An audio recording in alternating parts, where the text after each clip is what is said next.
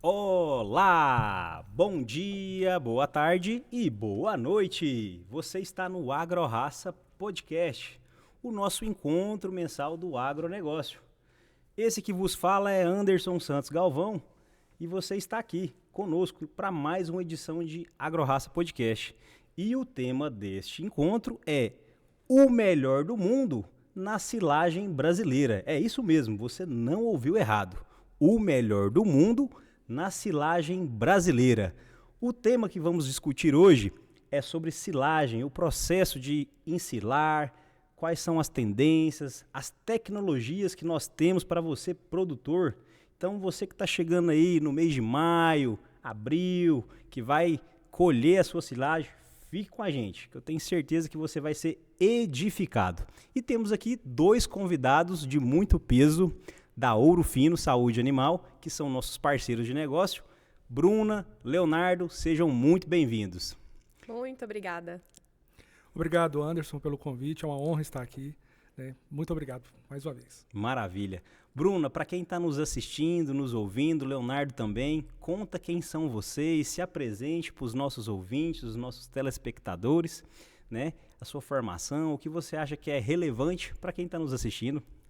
Obrigada, Anderson, mais uma vez pelo convite. Eu estou muito honrada de poder estar aqui conversando com vocês, falando para os nossos ouvintes. Obrigada pela parceria também com o Ouro Fino, é sempre muito importante.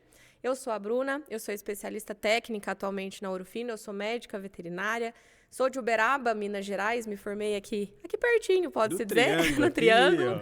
Formei em Uberlândia, na verdade, fiquei aqui no Triângulo e posteriormente fiz uma pós-graduação na USP, em Pirassununga, um departamento de nutrição e produção animal, onde foquei ali os meus estudos durante alguns anos, sempre com bovinos, nunca saí desses animais, eu gosto bastante. E acabamos estudando assim interferências da nutrição, interferências na produção de leite, na produção de carne e essa parte de silagem, a qual gosto demais. Me identifico bastante e hoje, graças a Deus, também trabalho com essa parte aqui na Ouro Fino. E bastante interessante a gente conversar desse assunto que é muito pertinente, ainda mais nessa época, né? Exatamente. A bola está contigo, Leonardo. Se apresente. Vamos aí. lá, então, né? Meu nome é Leonardo Campos, sou zootecnista, sou consultor técnico na região do Sudoeste goiano, né? Sou especialista em nutrição animal, mestre e doutor em ciências agrárias e em forragicultura. E obrigado, mais uma vez, obrigado, é um prazer estar aqui. A AgroRaça, que é uma parceira antiga já da Ouro Fino, e está aqui nesse momento, num momento tão oportuno, né? Com feras, assim, uma colega fera no assunto aqui, você, Anderson. Obrigado, gente, um prazer. Maravilha. Então, você que está com a gente, fique até o final, porque eu tenho certeza que você vai gostar bastante do assunto. E entrando já no nosso tema aí, o melhor do mundo na silagem brasileira, é de fato mesmo, Bruna? Olha, acho que depois da nossa conversa, vocês vão perceber que é realmente. Mas, Anderson, eu posso te falar que nós temos aqui um excelente produto. Indiscutivelmente, eu digo que ele é o melhor. Em vista de tudo que vem apresentando, não só aqui no país, mas fora também. Hoje é o inoculante mais utilizado nos Estados Unidos, na Europa. Então, sem sombra de dúvidas, a gente já tem aí um modus operandus com ele e resultados muito interessantes que a gente vai falar um pouquinho aqui hoje. Maravilha. Então, para a gente startar aqui, Leonardo e Bruna, silagem. O que é silagem? Bom, vamos lá. Vamos começar, né, já nesse princípio aí. A gente vê muitas perguntas, muitas dúvidas do produtor ali no campo, né? Silo, às vezes a gente vê a pessoa falando silo, né? Vou dar silo para o meu animal, né? Na verdade não é bem assim, né? Silo a gente sabe que é um local, né? Onde a gente prepara, né, a silagem para ser armazenado. Nesse preparo da silagem, nesse processo de preparar a silagem, que nós chamamos de ensilagem. Né? Então nós estamos preparando um material que será conservado, né, para a gente oferecer para os animais, principalmente nos períodos que nós temos escassez de forragem, né? Então, nesse processo, é o que nós chamamos de processo de ensilagem. Né? Maravilha. E, Bruna, a gente consegue fazer que tipos de materiais? Qualquer material é fácil de colher? Explica pra gente, quem está nos assistindo aí, que muitas das vezes pode ser um entusiasta do agronegócio, Exato. Ele não entende, né? Então, para você que está nos ouvindo, né, o Leonardo já respondeu o que é silagem e quais são as culturas, né? As opções de silagem que a gente tem. Olha, o que a gente tem? A silagem, então, basicamente é um material que passou por um processo fermentativo. Então, hoje a gente tem silagem de forragem, então a gente pode ter uma silagem de capim, qualquer gramínea, a gente tem silagem de capiaçu, de mombaça. A gente pode ter uma silagem de milho planta inteira, né, que a gente chama de milho planta inteira quando o corte é total na planta, então sorgo, milho, cana-de-açúcar, a gente pode ter silagem de trigo, de milheto. E a gente pode ter a silagem de grãos, que mais ultimamente a gente tem visto bastante, né? Então, a gente tem o grão reidratado, o grão moído, seja de milho, seja de sorgo.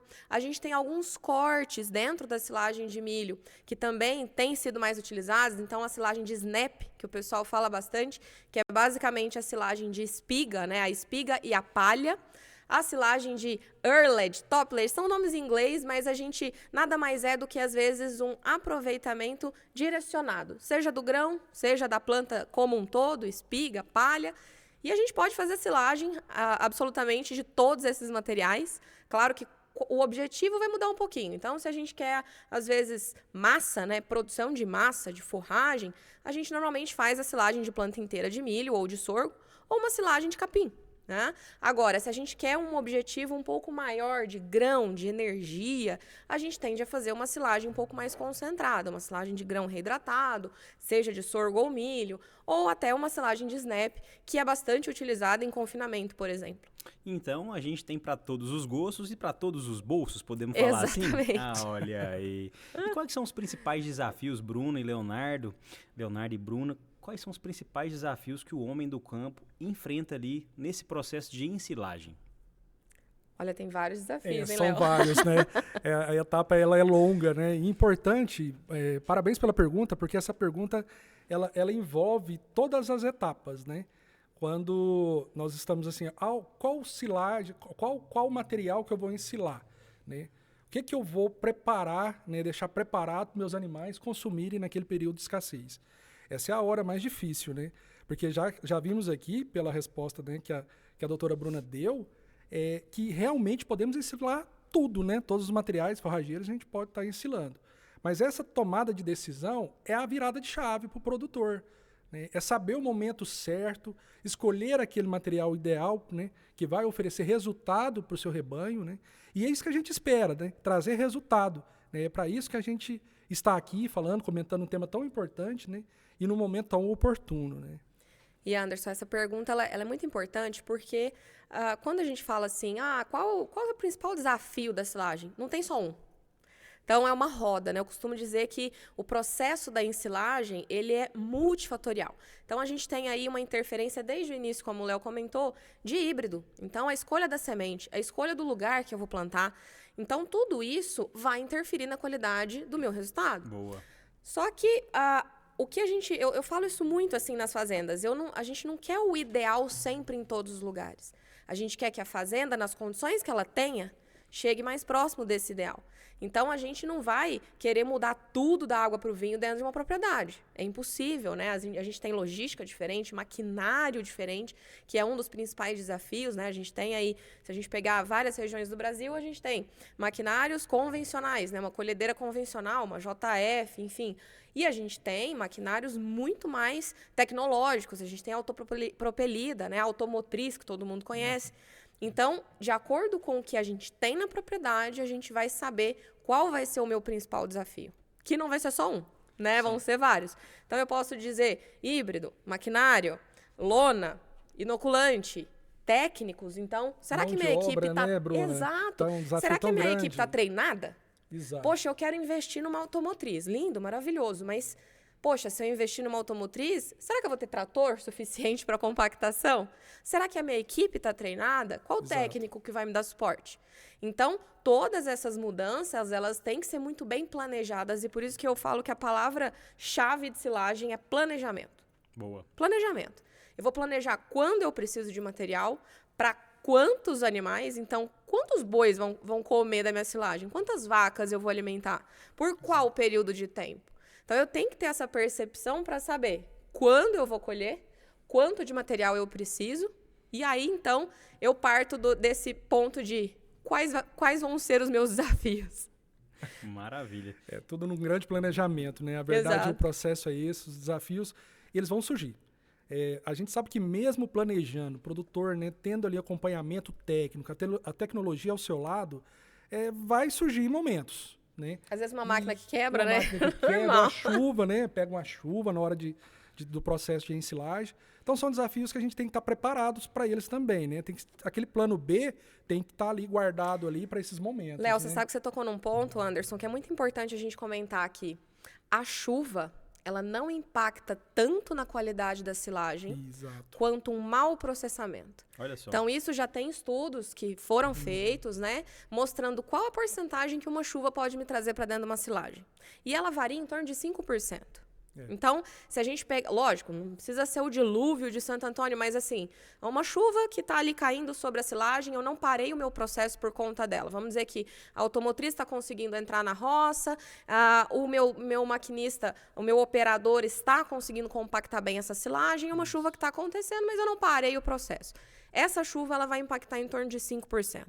Agora, um mau processamento, uma má compactação, uma partícula que é cortada errada, vamos dizer, uma má operação. O operacional ali não está legal. Isso daí eu posso subir essas perdas lá para 23%, 25%. Bacana. Então, às vezes a gente tem essa... É natural, né? Ai, choveu, acabou com a silagem. E não é bem assim. Então, é claro que a gente... Normalmente vai colher, às vezes em épocas mais chuvosas, isso é comum. Sim. Tô dependendo da chuva, não tô dependendo. Mas às vezes não é só ela que está impactando no resultado ruim aí da silagem em si. Maravilha. Esse dado ele é muito importante, viu, Bruno? Que já entra já basicamente aqui no nosso segundo gancho de pergunta, né? São vários os fatores, vocês disseram aí que são muitos os fatores que o produtor tem que ter atenção, né? Mas pensando na ótica ainda do produtor ainda, dentro desse processo todo de pessoas, maquinário, dentro do processo de silagem, quais são os principais pontos de atenção? Quais são os pontos chaves que o produtor tem que estar com o olhômetro ligado? Vai lá, Bruna, começa que aí a gente vai... Vamos lá. Vamos lá nos pontos. Eu colocaria basicamente de 5 a 6 pontos principais. Boa. Primeiro ponto, colheita. Então, toda a atenção na colheita desse material. Mas tem um ponto ideal de corte? Eu costumo dizer que não, tá, Anderson? Por quê? Eu falei aqui do maquinário. Então, se eu chego na fazenda do seu João, ele usa uma forrageira convencional, uma colhedeira convencional. E o seu Zé já tem uma automotriz. Vamos dizer que os dois vão fazer silagem de milho planta inteira, eu chego e falo assim, o ponto de colheita ideal que eu quero para os dois é de 35%, 36% de matéria seca. O seu João não tem maquinário avançado. Se ele demora muito para colher e começa a colher com 36%, ele vai ter um problema muito sério. Porque esse milho vai passar do ponto, vai ficar muito duro e ele não vai conseguir quebrar esse grão. Ou seja, menor aproveitamento. O seu Zé, que tem o maquinário, ele vai conseguir aproveitar melhor.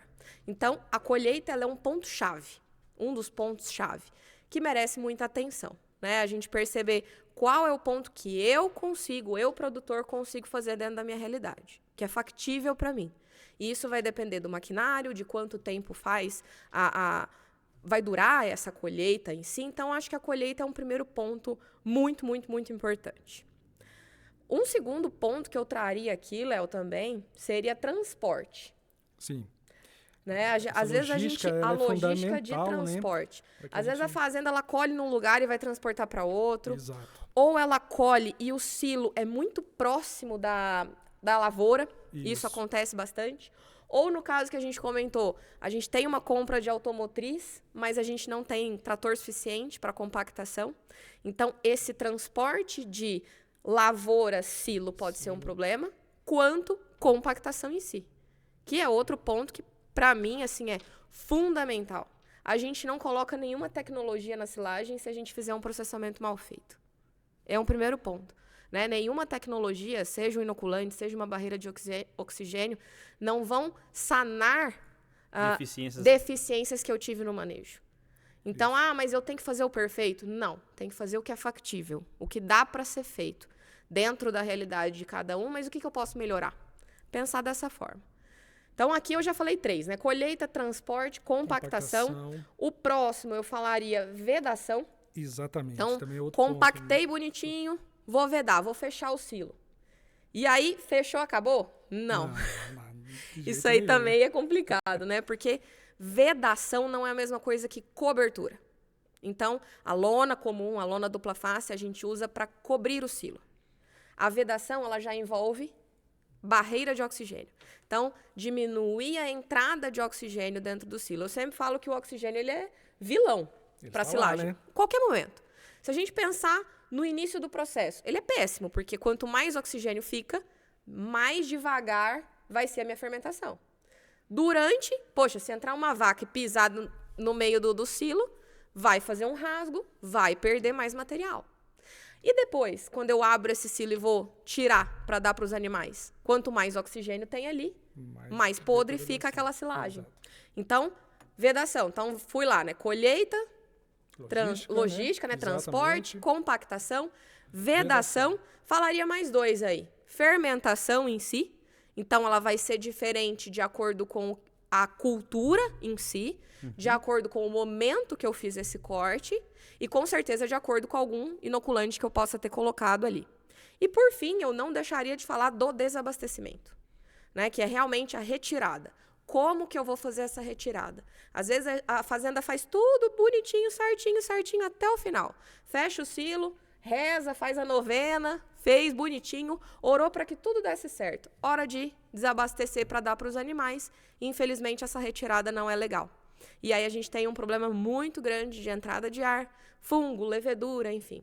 Então, esses 7 pontos eu falaria aí que são os principais de atenção aí. Imagina só nesse detalhe da abertura da silagem, né? Vamos falar assim para ficar mais fácil até, né, para os nossos ouvintes aí entenderem esse processo. Como a Bruna explicou, você faz toda a etapa com o maior cuidado, maior zelo possível para que você tenha um material de qualidade e abrir esse silo, às vezes a gente nota muito na prática que ele não está muito preocupado com isso em alguns casos, ele abre e cobre de qualquer jeito, então a entrada de oxigênio ali novamente, né, vai influenciar, né, ainda mais num processo de ensilagem da qual houve o uso do inoculante, vai tudo por água abaixo. Exato. Né? Então é um dinheiro que está se jogando fora. Então, a abertura do silo, eu digo que é tão importante ou até mais importante no processo da compactação também. Né? Que você fez todas as etapas perfeitas e errar no final, não dá, né, Anderson? Né? Não, é complicado. É complicado, né? Perder material. O que a gente poderia passar assim, de boas práticas nessa questão da retirada, né? Olha, retirada sempre camadas de pelo menos 30 a 40 centímetros. Quanto mais fino eu retiro, mais oxigênio está entrando naquele painel. Quanto mais grosso eu tiro aquele painel, que a gente chama de fatia mínima, a fatia mínima ela tem que ser pelo menos 30 centímetros. Tá? Então, a fatia mínima mais grossa, ela vai me dar uma maior segurança de menos oxigênio no painel.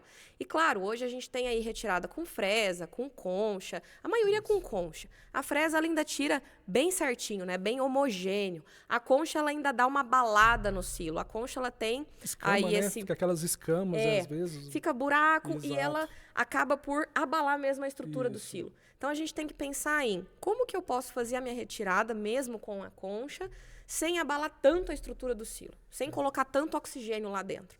Será que dá para eu raspar esse silo? Se eu tiver uma densidade boa, isso é possível. Né? Uma densidade boa significa compactei bem. Né? É peso por volume. Então, quanto maior a densidade, maior a qualidade vai ser daquele material.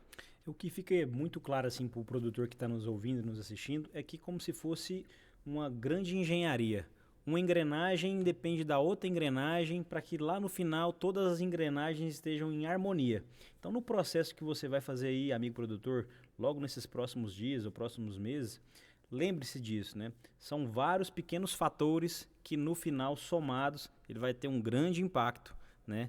Com certeza. De leite, produção de carne, seja qual for aí a sua atividade. E falando do inoculante, vamos tentar agora olhar para dentro da trincheira, olhar para dentro do material ensilado. O que é inoculante? Quer falar, Léo? Bom, o inoculante, ele é um aditivo que a gente coloca no material. Então, a gente tem o inoculante, a gente pode falar microbiológico, biológico, enfim, tá? A gente vai ver diversas formas. ou o inoculante químico, né? O inoculante químico nada mais é do que o ácido, propriamente dito, então ele é o ácido que a gente coloca, normalmente com a finalidade de conservar o material no fechamento, então ele é colocado lá quando a gente vai fechar, e o outro inoculante microbiológico, a gente coloca no início do processo fermentativo. Então, é um aditivo que vai me auxiliar no processo fermentativo. Então, lá atrás, quando vendeu-se a ideia de inoculante, falava-se muito, eu vou usar inoculante para abrir mais cedo. Eu vou usar inoculante porque minha silagem está ruim, vai ficar ruim, minha forragem não está boa. Né? Então, a gente viu isso sendo veiculado por muito tempo. Só que isso não é verdade. Né? Então, a gente, infelizmente, teve uma má formação da imagem do inoculante. Porque o que acontecia? O pessoal colocava inoculante e esquecia do resto. E aí o material ficava ruim. O inoculante é ruim. Então, essa imagem ruim de inoculante, ela perdurou por muito tempo. Hoje, vem se falando muito mais de inoculante. Vamos dizer que de uns 5 anos, 4, 5 anos para cá, o pessoal está procurando muito mais por inoculante técnico, né, que tem alguma funcionalidade em si. E eu, particularmente, gosto muito do inoculante microbiológico. Eu acho que ele participa do processo como um todo. A gente tem hoje inoculantes muito, muito concentrados, muito bons no mercado.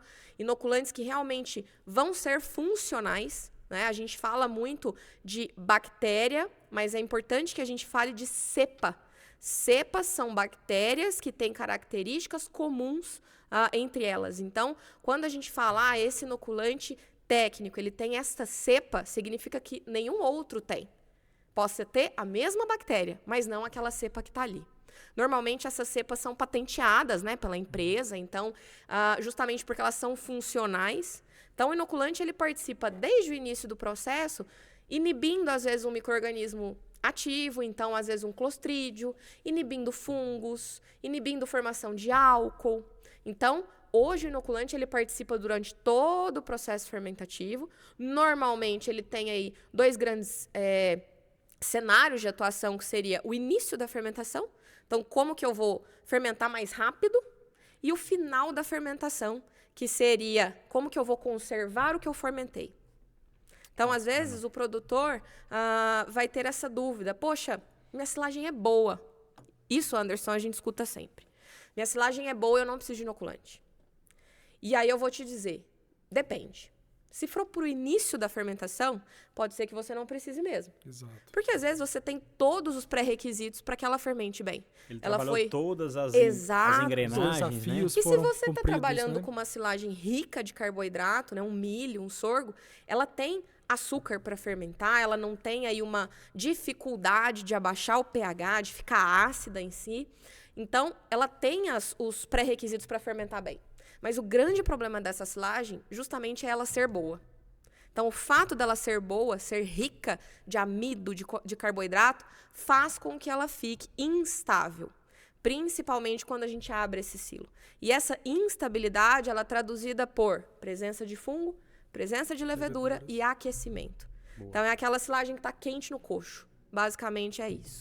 Inoculantes, Leonardo, são todos iguais? Não são. Ixi, de forma alguma, nem gosto quando... eu fico até... Não. Eu gostaria só de fazer um parênteses aí no que a Bruna comentou. A gente escuta muito também no campo, falando... Ela explicou muito bem aditivos e inoculantes, né? Nós sabemos que temos os aditivos naturais, que o pessoal fala, vou colocar soja, farelo de soja, vou colocar farelo de algodão, eu vou estar melhorando a qualidade da minha ração. Calma, vamos separar as coisas aqui. Né? Inoculantes foi o que a Bruna acabou de explicar.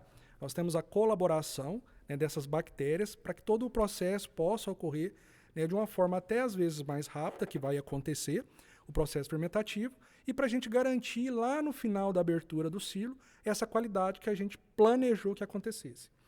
Já no caso desses usos de aditivos que a gente escuta, tal, são diferentes e realmente eles podem até contribuir, às vezes, num valor maior um pouquinho do nutriente, da proteína, mas eles não estão fazendo o papel de inoculante. Um não substitui o outro. Um não substitui o outro, né? Então é importante a gente falar isso, deixar isso bem claro, porque isso ocorre, a gente vê isso no campo, a gente às vezes recebe alguns clientes perguntando, eu não vou usar, mas vou usar um farelo de soja, vou usar uma casquinha de fubá soja, no capim. Fubá, né, Bruna? É muito comum isso para nós, né? Então, a gente tem que deixar isso bem claro. Não, e nenhum inoculante é igual ao outro. Jamais, de forma alguma. Nós temos, como a Bruna explicou, cepas que são patenteadas. E elas têm que funcionar, e funcionam, na verdade, como uma harmonia, né? Uma fazendo com que a outra possa ter uma ação conforme, né, esperado do produto.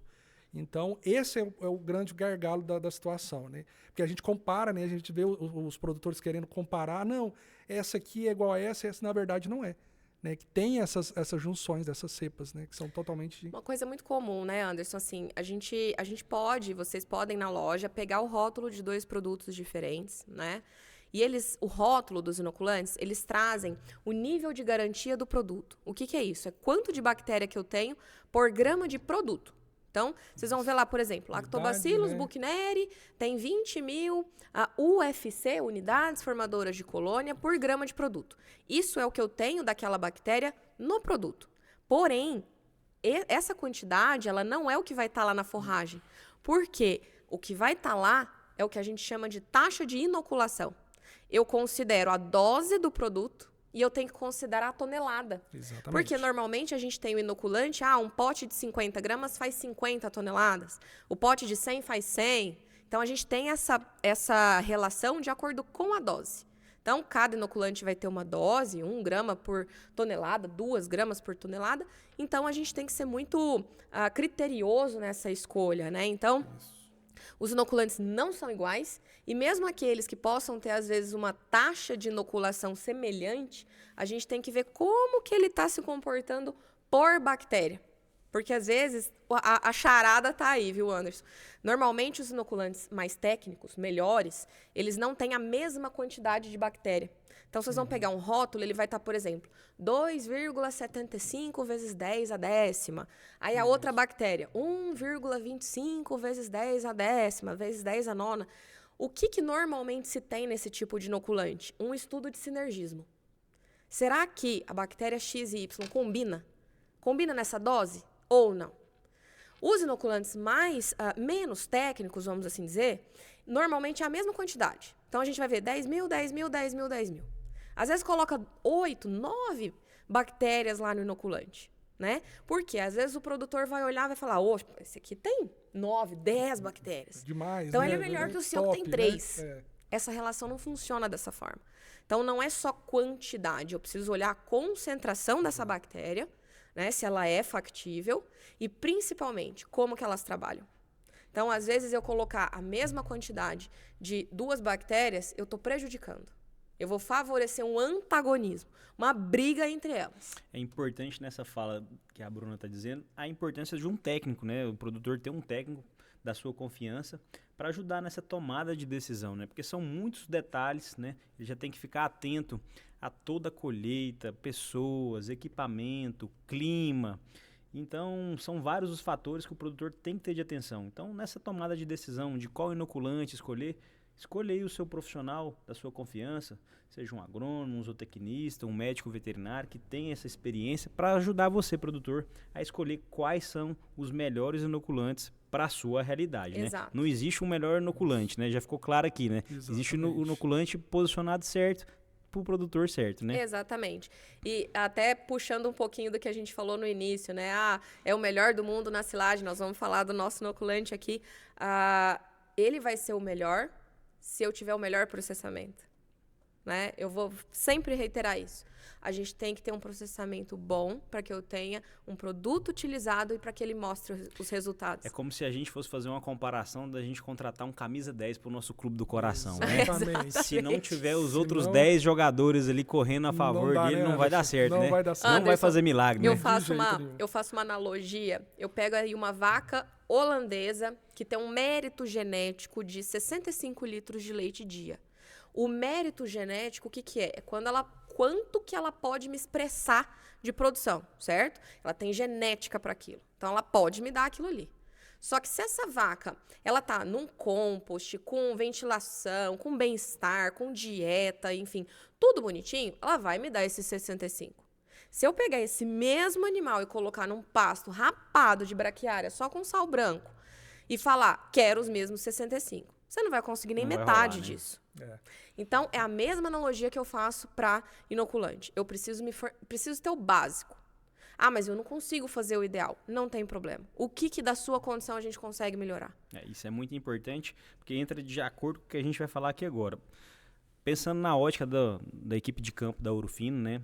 E a Bruna e o Leonardo estão aqui com a gente. Qual que é o tamanho do impacto que o produtor vai ter, né, na escolha do Silosolve FC?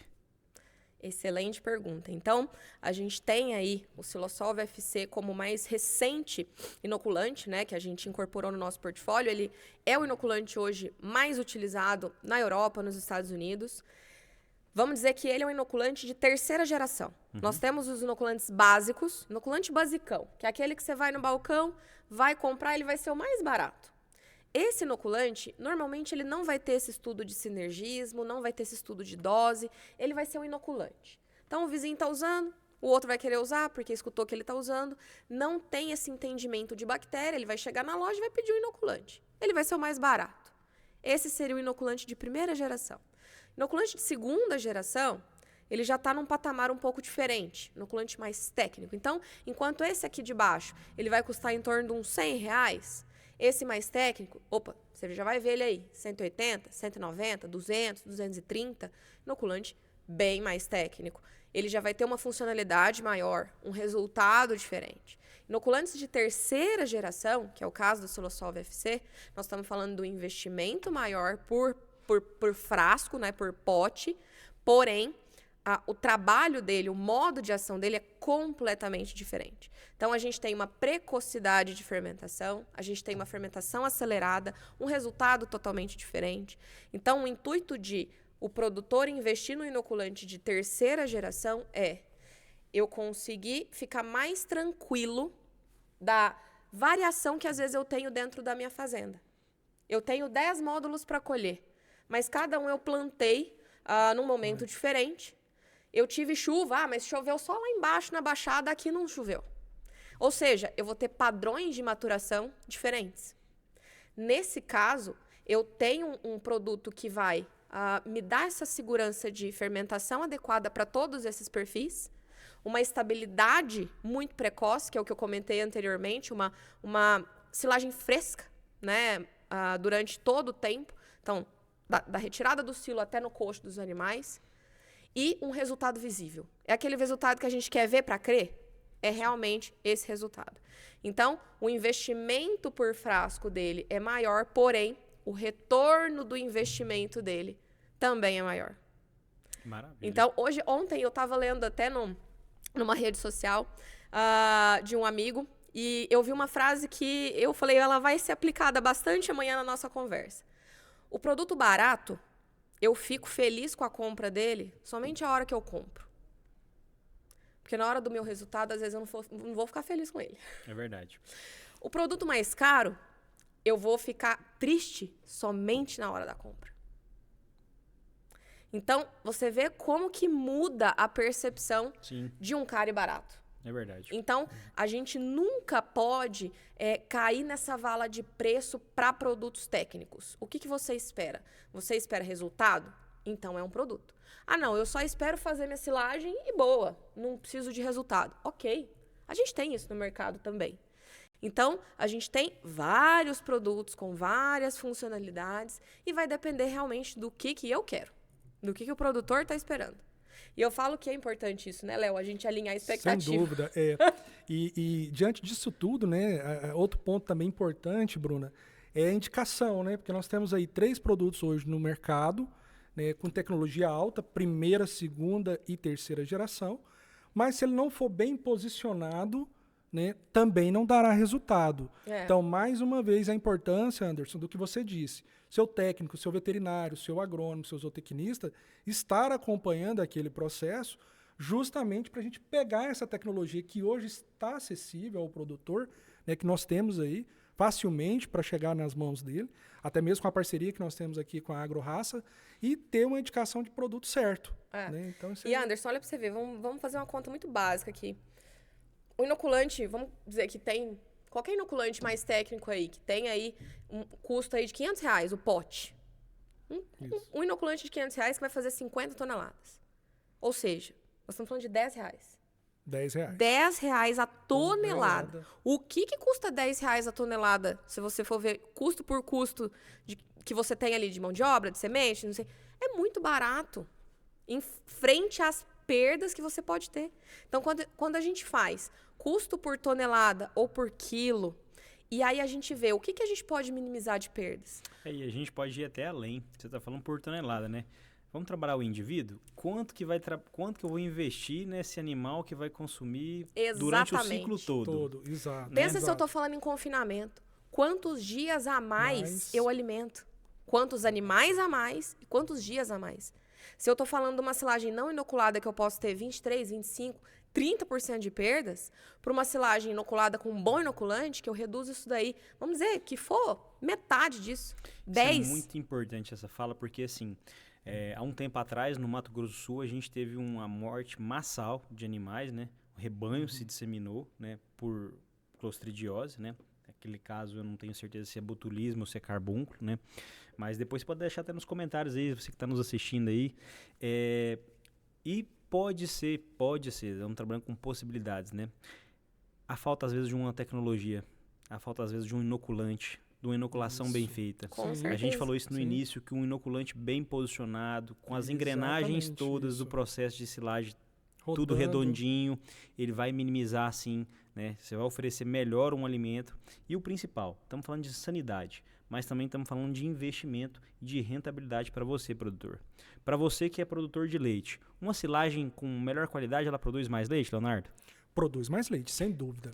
Bruno, um confinamento com a silagem de boa qualidade, comparado com uma silagem meia boca, esse animal ele vai ganhar mais peso? Com certeza. Então a gente está falando de lucro, né? E a gente não pode menosprezar o uso de inoculante, a gente não pode negligenciar o uso de inoculante, né? Então é uma ferramenta que está aí de primeira, segunda e terceira geração para você, amigo do campo, homem do campo, e que você tem que fazer o uso dela para você ter mais rentabilidade.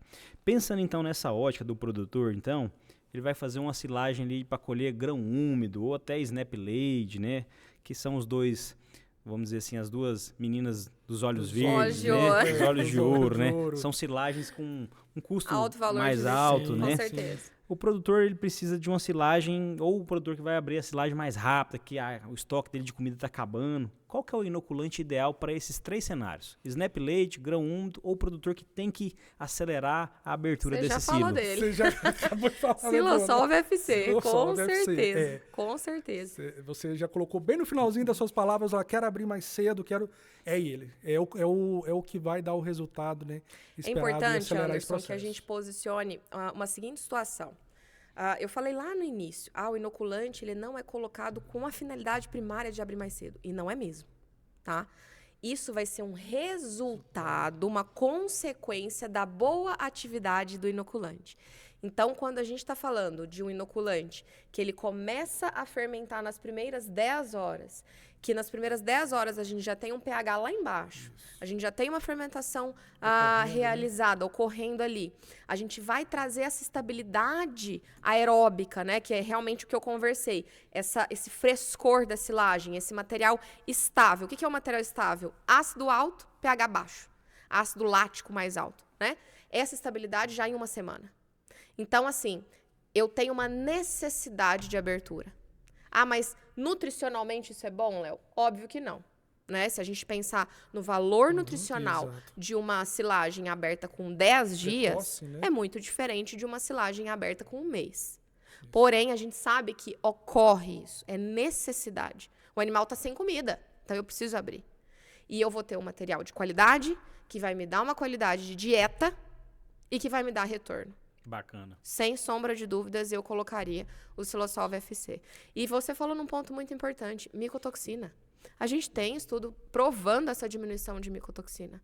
Então, é um material que vai agir na melhor distribuição de nutrientes, no melhor aproveitamento, a gente fala digestibilidade, né? Então, nessa melhor digestibilidade, melhor aproveitamento de nutriente como um todo, e isso vai refletir em produção, em produtividade, e com certeza a questão de sanidade. A gente poderia fazer uma metáfora aqui, uma brincadeira. Vamos pensar num produtor que vai casar. E aí ele contrata o melhor buffet, os melhores garçons, né? O melhor salão. E aí ele negligencia na hora de conservar esses alimentos, essas bebidas. O inoculante entra aí, né? Sim. Todo mundo adoece e fica Todo ruim. mundo vai passar mal, todo mundo Verdade. adoece, né? E aí vai aquele sonho, né? O sonho do casamento torna-se, né, frustrante, né? Mas realmente é isso mesmo, é uma comparação bem Exatamente. bem pontual. Eu falo assim que a secagem de vaca, de leite e a silagem, você vai fazer às vezes uma vez no ano só. Boa. Claro que a gente tem safrinha, né? A Algumas safrinha, na cada maioria das região, regiões. né? Algumas Mas regiões. é um evento. Então a fazenda tem que tratar como um evento. Ah, vai ser um show isso aqui. Realmente, porque eu tenho que dar a importância que ela merece. Então, no dia que eu vou ensilar, eu não vou inventar de vermifugar, de marcar boi. Não, é silagem. Então, eu tenho que ter ali minha atenção para aquilo ali. Porque o resultado daquilo ali eu vou ter durante 365 dias do ano. Boa. E não vai ser, às vezes, no silo. Vai ser nos meus animais. Verdade. Poxa, eu achei que ia engordar mais. Achei que ia produzir mais leite. E isso vai ter resultado, né? Então, às vezes, a gente não tem ninguém que é a pessoa da silagem, né? Vamos dizer, eu chego na fazenda tal, quem que eu procuro? Às vezes não tem essa pessoa da silagem. Mas tem no bezerreiro 3, 4 pessoas. No confinamento 5, 6. Mas não tem ninguém na silagem. E bota no custo para ver o que gasta mais. O que te custa mais. É a alimentação ou é, às vezes, um bezerro de 40 baia? Né? Então, a gente precisa tratar o silo como um indivíduo. Ele é uma pessoa. O que ele precisa? E, às vezes, dentro da mesma fazenda, eu tenho uma silagem, um silo de trincheira, um silo superfície. Poxa, às vezes são desafios distintos. Às vezes tendo os mesmos materiais, os mesmos técnicos, mas são 2 desafios. E eu preciso tratar isso de forma diferente. Saber o que é o meu desafio ali realmente. Bacana. Bruno e Leonardo, a gente já está quase caminhando para o nosso final aí. Eu sei que se a gente pudesse, a gente ficaria aqui mais horas pena, aí, hein? porque o Que assunto pena. tem muitas engrenagens E rende, aí, né? E rende muito, né? Mas pensando assim na ótica do produtor, essa pergunta ela nem não está no script, mas o papo tá tão bom que eu tenho certeza que vocês vão responder isso pro produtor. A gente falou do inoculante, você falou da questão da vedação, que colocar uma lona por si só, ela não garante uma boa vedação, né? Qual que é o papel aí de usar inoculante e usar uma nova tecnologia, que é a barreira de oxigênio, né? Você consegue fazer um paralelo? Porque muitas das vezes o produtor pode estar, poxa, mas eu vou comprar os dois, vou investir nos dois, né? O que você pode falar para esse produtor que às vezes tem essa visão de investir só num ou no outro e ele acha caro, às vezes, usar as duas tecnologias? Fazer os dois investimentos, Fazer os né? dois investimentos. Porque, na verdade, é investimento. Quando nós estamos falando... Nós passamos aqui, eu acho que quase uma hora falando de investimento, né? Então, esse investimento, lá no finalzinho, ele tem que ser bem feito. Então, essa barreira de oxigênio, ela é justamente para impedir, né, que esse oxigênio venha estragar todo o processo fermentativo. Então, a lona por si só, se você está querendo economizar, meu amigo do campo, não faça isso aí. Se você está usando inoculante, coloque essa barreira protetora para a gente conseguir mesmo tirar, vedar esse material. Nós estamos falando de um processo vegetativo, né? A planta, depois que a gente colhe ela ainda tem o processo de respiração e transpiração. Né? Então, esse processo de fermentação, ele vai ser bem concluído, sem dúvida nenhuma, com a barreira. Né? A barreira que vem fazer e complementar essa...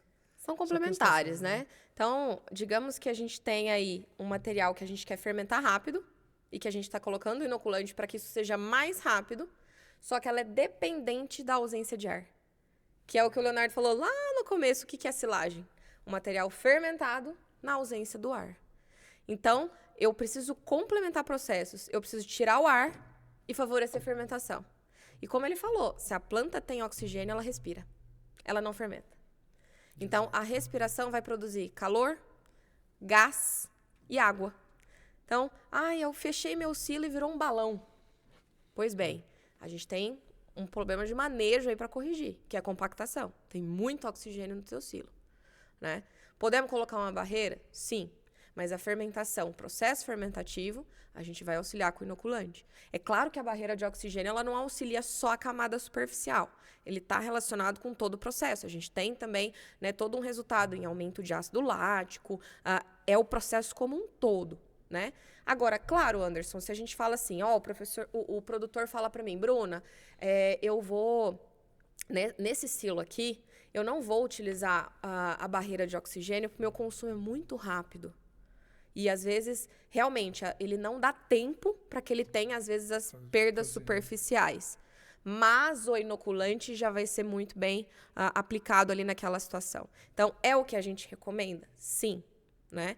É o que a gente recomenda. Sempre a barreira de oxigênio acompanhada do inoculante. Porém, isso vai depender da condição e da utilização de silagem de cada lugar. Bacana.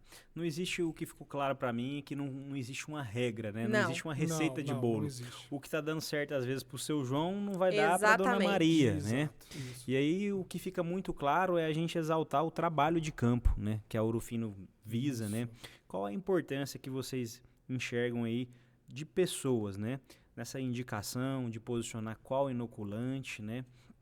E auxiliar o produtor em todas essas engrenagens que a gente falou aí para ele ter sucesso.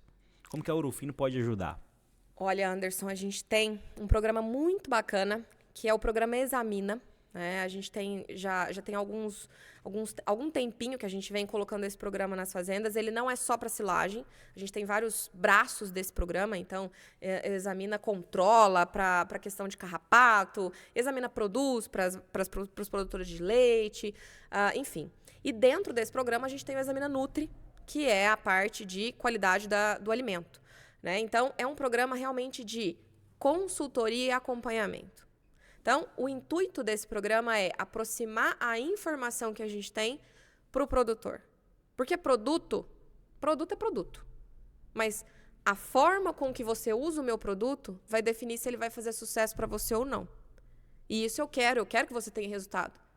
Então, eu vou te fornecer o meu produto, mas eu quero... Será que o Anderson está fazendo bonitinho? Vou acompanhar. Então, hoje, o consultor da Ouro Fino, né, o Léo é consultor técnico e ele faz esse tipo de acompanhamento, ele vai no produtor, olha, precisa fazer isso, é um ponto de melhoria aqui. Não, isso aqui está excelente, continua assim. Né? Então, a gente tem gargalos maiores, né, ou menores, depende muito da propriedade, mas a gente consegue criar um histórico com aquele cliente, né? Olha, faz 4 anos que a gente está acompanhando aqui a sua propriedade, a gente teve uma evolução bacana, você saiu aí de 10% de perdas e foi para 7%. Poxa, mas 3%? Cara, é muita coisa. Dependendo da produção de silagem, né? É muita coisa. Então, estou dando um exemplo, né, de 10 para 7, mas assim... Às vezes essa evolução... Acontece isso. Não é. E tá tão distante assim, não. É isso mesmo. Se a gente for pensar em evolução ano a ano, é bastante. É muita coisa. É muita coisa. Então, às vezes, eu escuto muito isso, né? Ai, mas eu não tenho uma fresa para tirar a silagem. Ela não vai. O que você tem? Tem concha. Podemos fazer melhor do que faz hoje? Ah, podemos. Ótimo. Tá excelente. É isso. É assim que a gente tem que pensar. Né? É o que eu posso fazer hoje nas condições que eu tenho. Acabou. Maravilha. E as realidades são muito distintas, né? Sim. O nosso país ele é um país continental, né? A realidade que às vezes tem no sul do país não é a mesma que a gente vai encontrar no norte, né? E essa adequação de realidade, acho que é o principal ponto que você tocou no início, né? A realidade... Tem uma coisa que é comum, Anderson. O capricho. Exatamente. Exato. Se esse daí for comum a todos, posso Sucesso, te garantir... Sucesso, né? que você vai ter sucesso. É verdade. É zelo. E o objetivo desse podcast é alertar você ou relembrar você, amigo produtor, com o capricho, né? O processo de silagem ele é amplo, ele é um evento dentro da fazenda, né? Mobiliza pessoas e é importante que você esteja alinhado em todos esses operacionais que vai fazer total diferença no seu resultado. Bruno e Leonardo, a gente está caminhando agora realmente para o nosso finalzinho aí, mais 2 perguntinhas. A Bruna já falou, vocês já falaram bastante do benefício que tem o inoculante, a silagem que usa inoculante, a que não usa, né? Mas o produtor pode estar se perguntando lá, poxa, esse tanto de tecnologia, tanta novidade boa, mas quanto que isso custa? Qual que é o valor do investimento, né? Vale a pena utilizar inoculante? Não vale? A minha silagem é muito boa, né? Você deu um exemplo.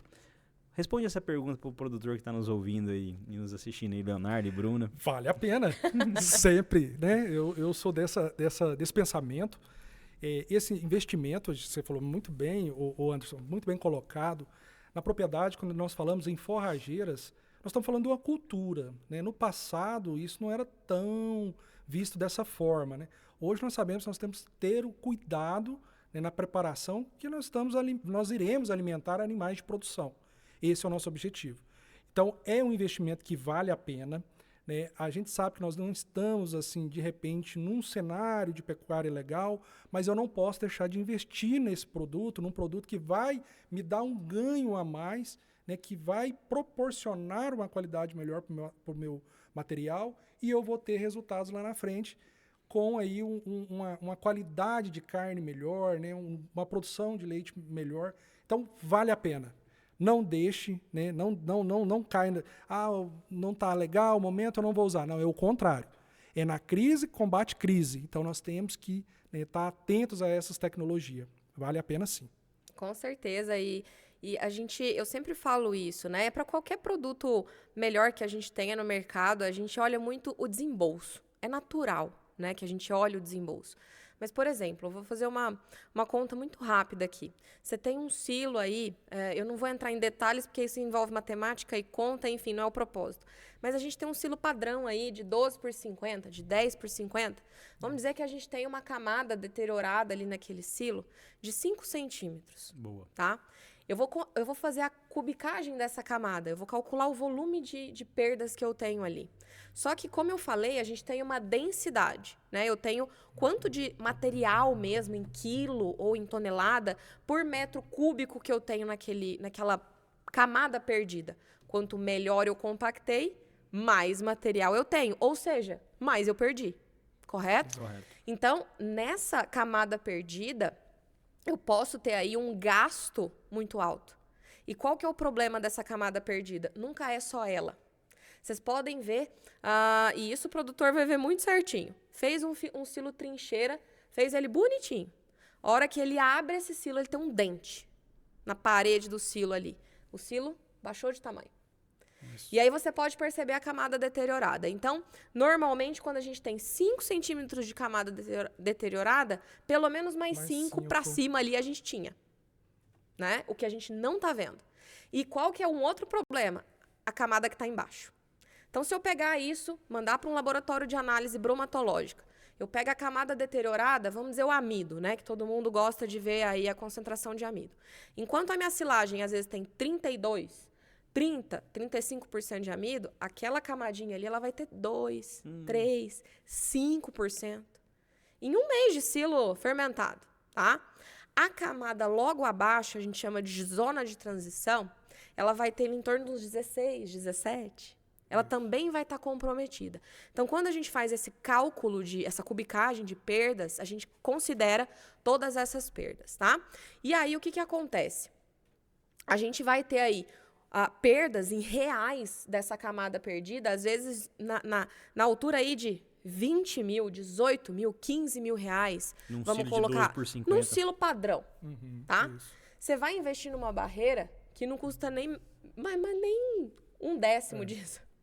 Né? Então, às vezes, eu estou falando de perdas de 20, 18 mil reais e eu estou falando uma barreira de 2, de 3 mil. Então, o que é isso?